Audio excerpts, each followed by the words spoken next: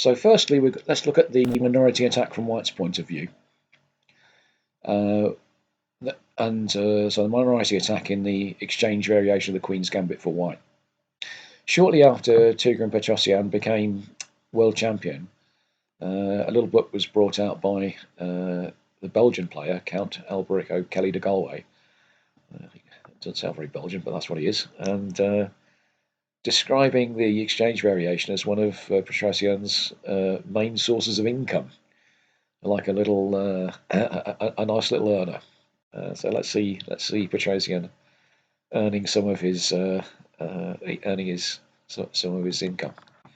So slow opening, different move order, but exchange variation with bishop to f4, in fact, and White keeps the knight out of b4, and the knight comes around to, in fact, to c7. Black has a pop at the bishop, and now after knight to g7, I expect Black's thinking about swapping off this often difficult to develop bishop from c8 to put it on c5. Sorry, f5, and that's a very common plan in these exchange variation positions with the minority attack. Anyhow, minority attack gets underway. a6 takes, and a4. So that's gained some time to play a4 and then b5, because the black bishop is no longer attacking the pawn on b4. Bishop to f5, takes, and now b5. And now black's just got a choice. How many pawns does he want weak where? There's no way of handling this so that black ends up with no weaknesses. Something's going to be weak somewhere. So black decides to move the a pawn away off the board, so that's not going to be weak. And queen to d6, chop chop, and so the weakness arrives on c6, and white cements it in place with knight to a4. And I think this position is already fairly clearly better for for white with this weakness. Black plays queen e7. Another one of the features of this position is another common maneuver for black is that the knight, or a knight, often sits very happily on d6. It controls a lot of key squares around the board. It might stop or slow down b5 if we hadn't got to that stage already, and if it can move to c4, then it will shield this weak c pawn from white's attack down the c file. So that's not a bad idea. Knight to d3, queen b7, v5, and black decides to move that knight on. Another swap. And instead of going to d7 as I expected, sorry, d6 as I expected, it went to e7. So be it. White's got that weakness that he wanted on c6. Queen b2, queen d1, keeping some pieces on the board. I mean, maybe swapping into an endgame is not at all bad here for white. But I think white proposed to keep the pieces on a little bit longer, keep it a little bit more complicated. And an h5 may already be a bit, trying a bit hard for black. Rook c1, rook b6, and now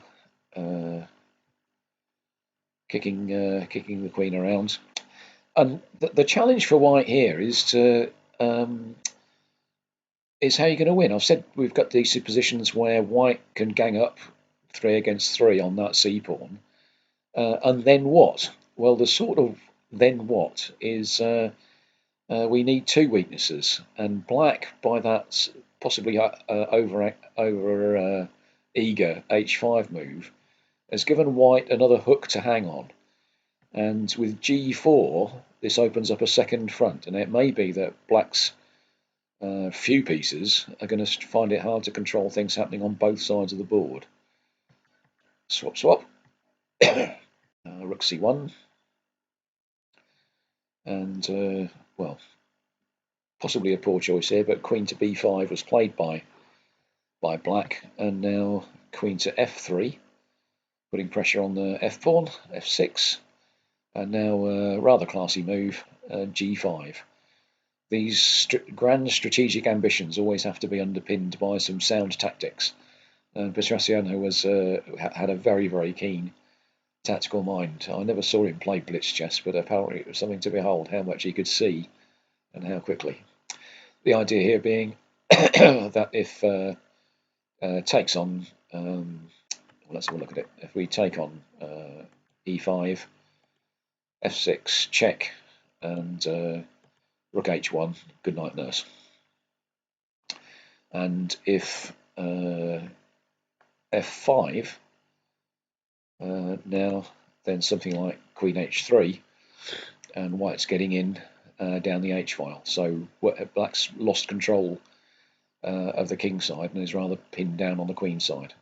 So after g5, knight f5, takes